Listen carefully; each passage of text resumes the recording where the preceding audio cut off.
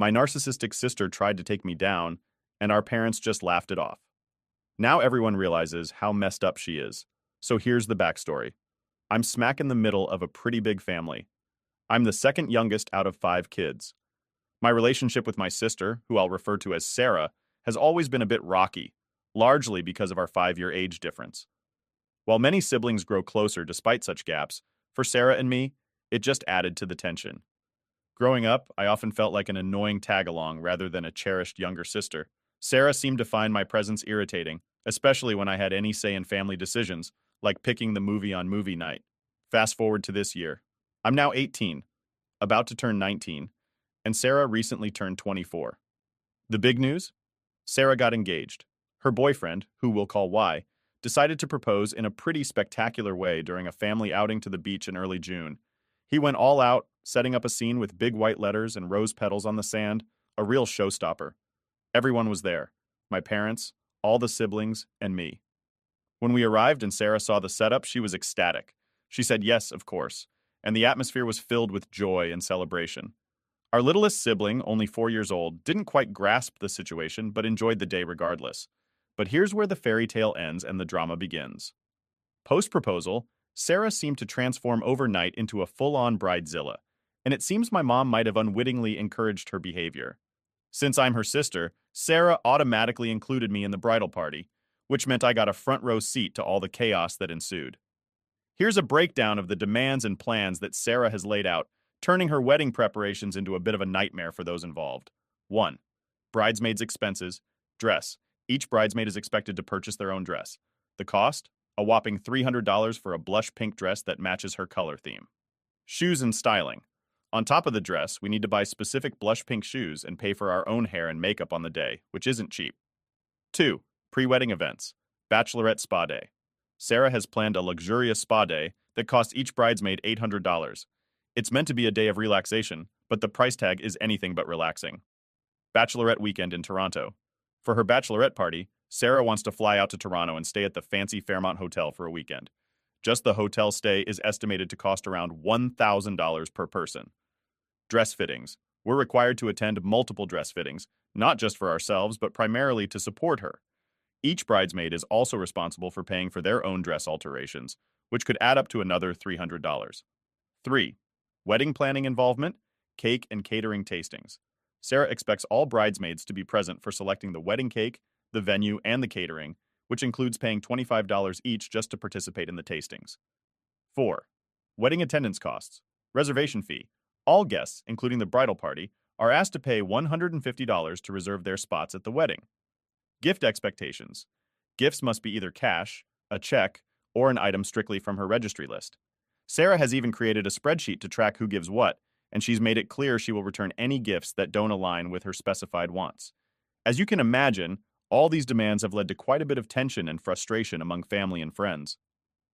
My mom tries to pass off Sarah's behavior as mere bride anxiety, but I see it as a continuation of her lifelong need to control every situation to the nth degree. She's planning a lavish winter wedding at a ski resort in December, which only adds to the complexity and expense of the event. Given all the drama and the outrageous demands, I thought it might be interesting to share updates as things progress. Who knows what bridezilla moment Sarah will have next? Thanks for reading, and stay tuned for more tales from the front line of this wedding saga. Edit. So my sister really took her wedding planning to an extreme level that kind of blew everyone's minds. In not such a good way. She's always been kind of bossy, but with her wedding, it's like she turned into the queen of control land. Let me spill all the details about what she's been demanding from everyone, especially us bridesmaids. 1. Beauty regimen. Sarah decided that all her bridesmaids need to look absolutely perfect for her big day. And by perfect, I mean she set up this super strict beauty schedule that we all have to follow. We have to go to hair and skincare appointments every 6 weeks to make sure our hair and skin are flawless. And yep, we have to pay for all this out of our own pockets. 2. Tattoo coverage. Anyone who has tattoos? Well, Sarah says those need to be covered up. The bridesmaid dresses are designed to cover from neck to ankles and wrists, so that does the job. But here's the twist. Sarah herself will be showing off her own tattoos with a sleeveless dress and her colorful hairstyle. It's like she wants to make sure she's the only one who stands out. 3. Hair rules. If any of us have hair colors that aren't what Sarah considers natural, we have to change it. That means either dyeing our hair or, get this, wearing a wig. And of course, we have to pay for that too. 4. Dress sizes and body shaming. The dresses for the bridesmaids only come in sizes 0 to 10. Sarah thinks that's plenty, but it's definitely not cool because not everyone fits into that range. I'm a size 12, and guess what? Sarah started calling me fat and even sent me a keto diet book. Can you believe that? 5. Communication rules. Here's a weird one. None of the wedding vendors, like the people taking care of the food, cake, or decorations, are allowed to talk directly to Sarah or her fiancé. Nope, they have to go through us, the bridesmaids. Sarah set up a special email just for wedding stuff, and we all have access to it. She expects us to know exactly what she wants without having to ask her, which is pretty much impossible and drives my mom nuts. 6. Guest deposits. Oh, and the guests? They have to pay a $150 deposit just to secure their spot at the wedding. If they don't pay, they can't come. Plus, we have to check if they're buying something from the wedding registry or giving cash. And it all has to be tracked. All of this has just been super stressful and honestly, pretty upsetting. It's like Sarah is trying to script her perfect day without caring about anyone else's feelings or budgets. My mom is super stressed about all these rules and costs, too. She's worried about the guests and us, wondering why everything has to be so controlled and expensive. Edit 2. So after sharing all the crazy wedding drama and the super controlling stuff my sister Sarah has been pulling, a lot of you have been reaching out. It's made me realize that maybe my family dynamics aren't exactly what you'd call normal. It's kind of eye-opening, you know? I always thought this was just how families are, but turns out it's not really typical for things to be this intense or stressful. After reading all your comments and messages, I've decided to take some big steps to sort things out for myself. First things first, I'm planning to look into getting some therapy. My university offers counseling services, and I think it could really help me handle all this stress and maybe understand my family better. It's a bit scary to think about opening up to a stranger, but I think it's necessary. Another thing I'm going to do is try to move into my university residence a bit earlier than planned. Being at home is just too much right now, especially with all the wedding stuff and family pressure. I need a little space to breathe and think, and moving into residence early could give me that peace. Some of you have been super helpful with practical advice too. One person slid into my DMs with some really good tips about getting more control over my personal stuff. They suggested I should get my mom off my bank account because, believe it or not, she's still linked to it. That's pretty wild considering I'm 18 now and should probably start handling my own money. I'm planning to head to the bank to sort this out. I'll need to talk to the bank people about how to make my account just mine, which feels like a big adult move. The same person also reminded me to grab important documents like my birth certificate from my family files. This is super important because having those documents means I can be more independent and not have to rely on my mom or dad for every little thing. Speaking of parents, I texted my mom today while I was at work. I asked if she and my dad could sit down and have a serious chat with me about all this. I suggested we talk tonight when Sarah is over at her fiance's place, so it's just us. No distractions, no interruptions. I think it might help them understand where I'm coming from if I can talk to them calmly and maybe even show them this post. I want them to see how all this feels from my perspective, and maybe, just maybe, they'll get why I need to make these changes. So, yeah, that's the plan. It's a lot to tackle, but with all your support and advice, I feel like I can actually do this. I'm hoping this can be a fresh start of sorts, or at least a step towards something better. Thanks for all the support. It really means a lot, and I'll keep you updated on how things go.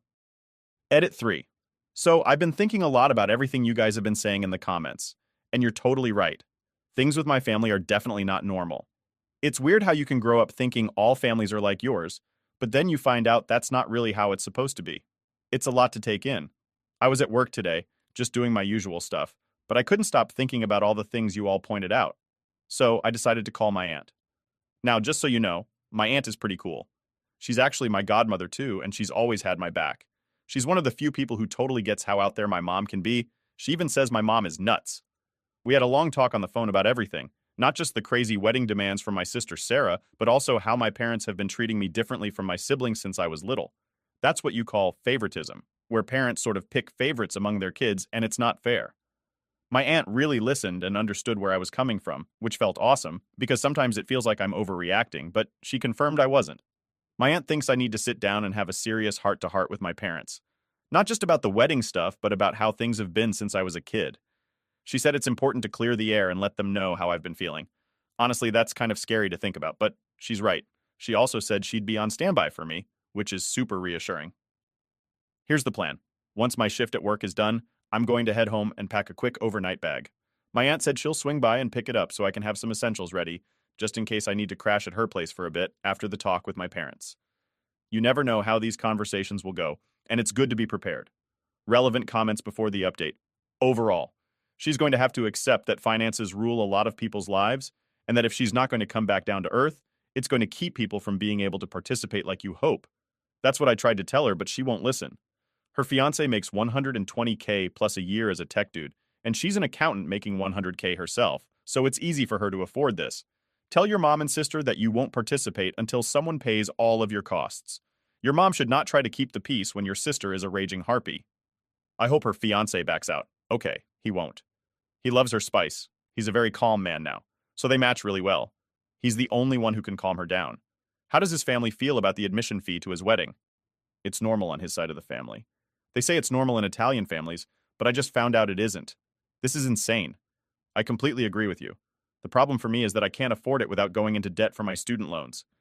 Interest on student loans right now is 26%, so I'm scared to be in debt.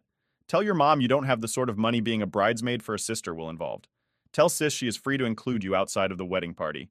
You will probably find that you will lead the charge. She has 13 bridesmaids, 12 bridesmaids, 1 male, and it's to match the fraternity class of her fiancé. He had 13 people he became brothers with in his class. I don't know what it means, but it's special. So if I drop out, 2 of the guys would need to walk together. Let the opposite important comment by OP. I have talked to her. She says it's my job as her sister to save up. Mom and dad are paying for the wedding almost $100,000, so they can't give me the $2,000 for my expenses. I'm going to university in the fall, and my tuition is $17,000. Weird parental choices here. 100K for a wedding, but let a child pay their own tuition. Did your sister go to college? I'd be asking my parents to pay my college fees, etc., and telling them I don't want a $100,000 wedding equal to the kids. Also, if they can spring for $100,000, then what's another two? AP tuition has always been ours to pay. Mom and dad saved money for everyone's wedding or honey. Update 1. So where to start? A week ago, I was all set to update you all on the situation with my sister and the crazy wedding demands. But life, as usual, threw a curveball. We had planned to sit down as a family and talk everything out. But just as we were about to get into it, my mom suddenly said she felt really sick and went to bed, super early, around 6 p.m. This wasn't like her, so it threw everyone off. Her feeling unwell lasted longer than just that night, which meant putting our big family discussion on hold. In the meantime, chaos ensued as we had to help my sister move into her fiancé's place. It was all-consuming and distracting. By the time we got her settled in and everything calmed down, it seemed like my parents had completely forgotten about our planned discussion. It just slipped their minds, pushed aside like it wasn't important. We finally circled back to our big talk 2 days ago. I needed a whole day afterward just to process everything we talked about because, honestly, it was a lot to take in. Here's the kicker. My dad didn't know half of what was going on. He was under the impression that he was just covering some of the wedding expenses, like my sister's dress and part of the honeymoon. But there was so much more he wasn't aware of.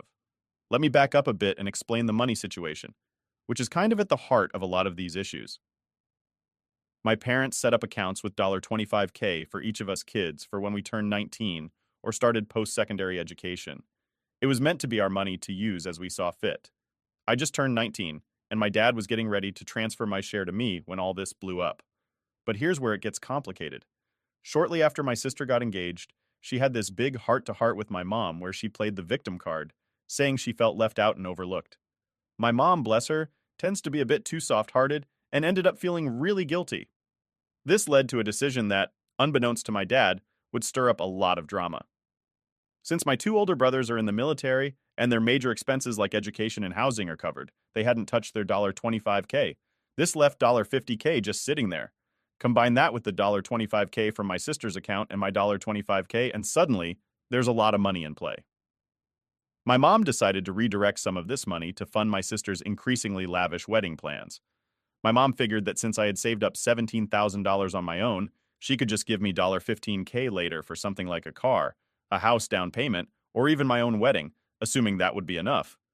What she didn't realize was how this would affect everyone else, especially me. Now, about my sister, she's always been kind of manipulative. She knows exactly how to play on people's emotions. Thanks to some insightful comments from you all and resources from various subreddits, I've started to see the patterns clearly. My sister used my mom's guilt over past issues to her advantage. Here's some important background. When I was born, My mom suffered from severe postpartum depression and had to be treated away from home for 4 months. This left my dad to juggle everything with a newborn, two young boys, and my sister, who was about 5 at the time.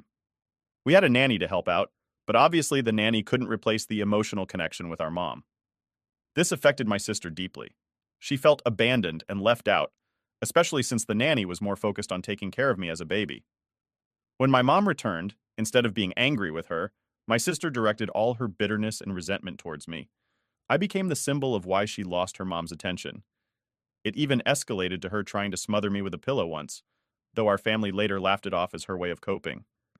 This should have been a red flag, but everyone just saw it as a quirky family story. As we grew up, my sister's tactics evolved from fighting over toys to manipulating situations to get more significant things, like trips or even controlling how the family money was spent. This latest scenario with the wedding funds is just the latest chapter in a long history of her using emotional manipulation to get her way. Throughout all this, my dad has been my rock. He's been more like a best friend than just a dad. My relationship with my sister was okay for a few years when I was younger, but it soured again when my mom unexpectedly got pregnant with our youngest sister. This new pregnancy somehow reignited all my sister's old resentments and insecurities, and once again, I became the target of her anger. So that's the full story, as complex and messy as it is.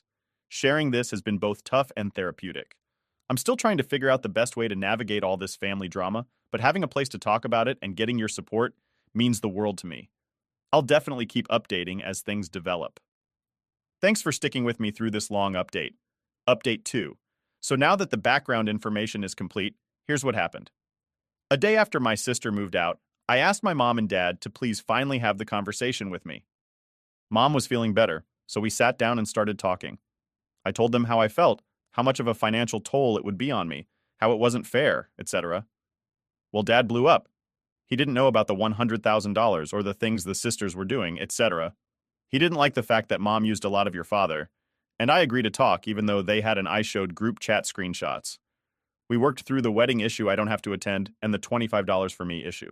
Dad is signing it over early. When I was asked to go to my room for a bit because Dad and Mom wanted to talk. They settled the budget issue on their own. Dad then asked why I didn't feel comfortable talking to them earlier, so I showed them this post. My dad snapped. He immediately called my sister and told her to come here ASAP because he needed to talk to her and would not accept excuses. She said she would be here in 4 hours because she was with her fiancé and his parents. Dad pressed and she hung up and walked off. Dad told me to go to my room once again, but to leave my phone so they could go over the post and see the comments. I don't know exactly what happened, but Mom came to talk to me later. She then told me about the PPD, etc. I didn't know about it earlier. We solved our issues, and I finished by asking if my sister would go to therapy because Mom was convinced that the 4-month leave caused this stuff in her. She said she tried, but couldn't force it. I told her if her sister doesn't go, I'm going NC with her, and possibly LC with Mom. Dad then joined the conversation and assured me I would get my money and I wouldn't have to go to a wedding if I didn't want it. Since her sister is charging $150 per guest, she can pay for her grandson's wedding through that soon-to-be bill and his family aren't paying for HD. Apparently so, now they have to. Or his sister doesn't get to have her ski hill wedding. Speaking of the $150 fee, y'all were right. It was her sister who concocted the whole thing and told Mom it was an Italian thing. We talked to Sister Mill when she dropped her sister off. Sister Doesn't Drop a Mill was shocked that Sister had said that there is apparently a money dance, but there is no $150. So on to what happened when my sister came back. She came after 5 hours, and while Mill was there, she was sweet as pie. But when Mill left Olork the gates to hell, she demanded why Dad disturbed the peaceful evening and demanded he drive her back. Dad said he didn't care, and to sit down she refused, and they fought. Finally, she sat down after Dad started pulling out various tricks, including money or telling Mill about her true nature, which I guess her fiancé hasn't seen much of. I was excused from my room again. There was a lot of angry yelling back and forth, and a lot of manipulation from her sister, including threats of LC and C or not seeing possible grandkids in the future. She was trying to get Mom to go back to the original plan, the $100,000 plan, and Mom and Dad weren't budging. The fighting continued and stopped when my dad yelled, saying Mom isn't her punching bag and her PPD is not her fault, and if she was that angry about it to go to therapy. After that, I was called back down and we went over all the issues, starting with the veto book. My sister, trying to defend me, saying I was fat and lazy, but my dad defended me, Sister started to cry, and Mom told Dad to be a little softer, which he did. We finally discussed everything, and I felt like part of the family instead of like a punching bag. Sister eventually got an Uber and left because she was being attacked. We're going to wait until Christmas time when brothers are back in town so we can all discuss what we need as a family to go forward and be healthy, but it will most likely be therapy or cutting her out. Mom and Dad are still figuring out the full budget issue with my sisters and lost. My parents told them that for such a wedding to happen, everyone would need to contribute in laws. Agreed that $100,000 for a wedding is insane. Last I heard, her sister will get her $15K for the wedding, which is basically $5K because of the $10K dress since it's already ordered. The other $10K is being held for something tangible. And then her in-laws are being generous and helping with $15K 10 to the wedding, 5 to the honeymoon. As for my schooling, Dad and I are going to the bank tomorrow, and we're going to pay the cancellation fee for the loan. I had to take out. The loan only officially starts when I start school, so thankfully the cancellation fee is very small. My dad is paying for the fee because he admits that I should have never had to take the loan out. My parents agreed that my first year of university, along with housing costs, would not come out of my budget $17K or $25K, so they would pay themselves. The full amount that they budgeted for. Me is going to be transferred into something called a TFSA for later in life. Well, Mom and I still have a somewhat rocky relationship, and my sister absolutely hates me. She blamed me for everything and said that I had caused irreparable damage to her relationship with her fiancé and in-laws. Because of this, she's been me from the wedding and from her life. I honestly don't care. I don't really see it as losing a sister. I see it as losing a bully. I made a promise to my mom and dad that I would never treat my younger sister like that. I'm going to be the role model she deserves, and I'm going to be her protector. Like my brothers and my father were for me, I think I covered everything that needs to be covered. But if you guys have any questions, feel free to ask. I'm very thankful for the subreddit for teaching me what a real family is about and for teaching me about boundaries and communication. I have an amazing life, you gorgeous humans. Updated relevant comments. One thing I want to bring up that seemed to be blown over. Your sister tried to murder you. That is a big deal. I hope that in therapy you take the time to talk about this. It's a huge deal. It's traumatic. And the fact that your parents used it as a funny excuse is not okay. It's awful. And I sincerely hope that you really force your mom to address why she allowed this behavior to happen. Why didn't she put her sister in therapy right then and there? It's important to get answers to these questions. And your sister owes you an apology. You may also want to consider making sure her fiancé knows about the money she demanded. He deserves to know what he is getting into. Opie. Mom and Dad didn't make it a funny story at first. It was the sister mainly saying, "Oh, it was a joke. It was a joke." When we were older, of course, because my parents never left me alone with my older sister. Either they were in the room, or my eldest brother was beside me. It was only after I was 10, 11, and my sister and I started to have an okay relationship that the joke was made. I forgave her, and honestly thought it was a joke. I now know it wasn't, and she has hated me since day one. As for the therapy, I forgot to mention she did go from 7 to 10. Originally, it was just a doctor who spoke to her once a month from 4.5-ish to 6.5-ish. But she learned how to say exactly what they wanted to hear, so they discontinued the need for visits. My dad was okay with this. My mom wanted the second opinion and found the best child psychologist in Alberta for my sister, and they took her on for 3, almost 4 years towards the end. They said they taught her everything and helped her with trauma, etc., but I feel like she just became really good at telling them what they wanted to hear. As for her fiancé, he knows I texted him a long text and voice message, and we talked on the phone for 2 hours. At the end, he just kind of shrugged it off. In hindsight, I think he was in on it. He also displays some concerning traits. Do your parents feel like they failed your sister by letting her go on like this for so long? She was neglected and tried smothering you with a pillow, and it was a family show. I feel like your parents are dumping all the mistakes they made on her when they're just as involved. I definitely do think it played a role. She showed signs of some concerning behavior as a toddler, pushing, biting, or purposely hurting my brothers or kids in daycare. But I think the thing that really broke her was not having a mom-dad to the boys. The nanny did me mainly, and her and my aunt handled the motherly things for her. But she's no replacement for mom. The problem is that while things did get better when I was 12, sister talked to me about why she hated me, how she thought I was taking up attention, etc. At 14, she started hating me again because little sister was in mom's belly. I do know that my sister went to therapy from ages 7, 10 because she had a grudge against mom, and when mom stepped in to protect her, then 3 6-year-old me, my sister would take it out on the house mom, or would yell at the dog. Yeah, Your dad doesn't just get out the blame by saying he decided not to raise her because he wants to raise the boys, the same way your mom doesn't get to cater to her every demand. This is literally awful parenting you're describing, which made your sisters insane. I understand you like your dad, but from her perspective, I think they both created her and are a huge part of the reason you spent your life being bullied. They failed both of you so badly by not seeing the severity of her apology. She never stopped being that neglected at 5 years old. Okay, I mean, it's not like dad chose to only raise the boys. I mean it in the sense that we only had one car. The boys were both in football, hockey, and lacrosse. They were always on the road. And when dad was there and he would take sister out on father-daughter dates 2 times a week, she would get upset if she didn't get a new toy or a new gadget. She loved these things called pixel checks, even when she stopped using them. And I wanted to play at 3. She suddenly became very possessive over them, and it month 2. Mom was allowed to stay for weekends with us, and she would stay with her sister, watching movies, braiding hair, reading stories, etc. I honestly don't think that is neglect. They stepped in when she showed worsening signs, and I was never, ever alone with my sister because of the pillow incident. They took her to therapy, and the doctors gave her a clean bill of health.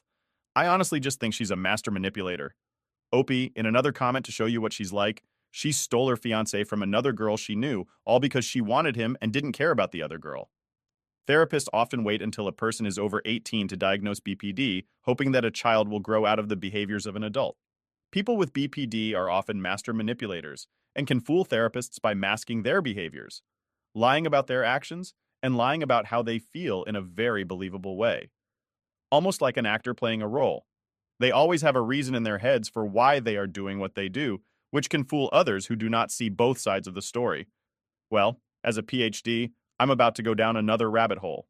My sister will refuse to go to a doctor, though, unless it was to prove she was right all along. They didn't even let me have a LOL Lucy doll without stealing it and burning the damn thing. Going to NC seems to be the best option for people around those with untreated BPD. Don't feel bad about it. Your life will be much more peaceful without the drama and crazy accusations. Don't worry about getting your sister into therapy either. Therapy only works if you are honest and willing to change. Often people with BPD are neither. You should look into therapy for yourself. I did, and it really helped me. Along with reading forums for families dealing with these kinds of issues. Parents are often enablers who try to keep the family together out of a desire for normalcy. But having a disordered sibling is anything but normal. Once you recognize it's not normal, you can begin to heal. Oh yeah. Mom has a therapy session this Monday for the money and guilt trip thing. Her and her dad have couples therapy after I'm starting therapy on my own for a plethora of things. My brothers. Well, there are hundreds of kilometers away, so I don't know what's going on with them. And my sister is playing house. My little sister wasn't there when the argument happened. We made sure she had a play date with her friend from daycare. Update 3. 3 months later. Hey everyone. I figured I would update you since it's been a very long time. I apologize. I lost the log into this account, but just found it. So on to the update. Family therapy is going really well. My 2 brothers were given temporary leave to come back to Canada. They were both stationed overseas for a bit. I believe they have to go back after this to help the process along. Our family is getting back on track, and my mom and I are closer than ever. It honestly feels like I have my best friend back. As for my sister, honestly, I don't know what's going on with her. A friend of mine still follows her social media, and everything seems well. The wedding was moved up to November 26th instead of December 17th, like she originally planned. She and her fiancé have bought a place, apparently, and this is rumored she's pregnant. She's cut all of us off. And her fiancé. His family is talking as HD about us, but we're holding strong. In other more exciting news, I'm loving Ottawa. I go back home once a month for in-person therapy, but I also have 3 virtual sessions monthly on top of that. My oldest brother's getting married, so while I lost a terrible sister, I gained an amazing sister. She's so sweet. Texts me every couple of days, gets me Uber, and eats orders when I'm down despite being provinces away. She's so sweet. She asked if I would feel comfortable being her mom. She's an only child and her mom passed away, and I agree. So by this time next year, I'll have an official new sister. There's not a whole lot else to say. But I also have a boyfriend. He's in the army too. Couldn't get away from it, I guess. And very supportive and loving. Our 1-month anniversary is in January, and I'm looking forward to it. Anyway, thank you so much, Reddit. You are all amazing, beautiful, and soulful humans, and I hope you all have prosperous, healthy, and fruitful lives. I love you all. Sincerely cute. Update 5. Hello, everyone. A lot of people wanted to know what happened at the wedding yesterday, so I will provide the update. My family and I were banned from going, but my cousins and friends and her husband's family filled me in. So, not a whole lot happened at the ceremony. The Mog mother of groom showed up in an off-white dress, and a few people brought their kids, despite it being a child-free ceremony. But no true drama happened until the reception. I somewhat feel bad for my sister because of this, but the MOG invited one of the groom's exes, I guess, to hope that it would break them up, but it didn't work. She tried to get between my sister and her now husband, but her husband and I give him props for this. Told her to leave. Honestly, all around it wasn't dramatic. They made it to the altar and are leaving for their honeymoon today or tomorrow. But one thing that was confirmed is that my sister is definitely pregnant at the end of the wedding speeches. The groom said his with a slideshow, and the last slide was an ultrasound picture and baby. Last name. Sorry, it isn't much of an update.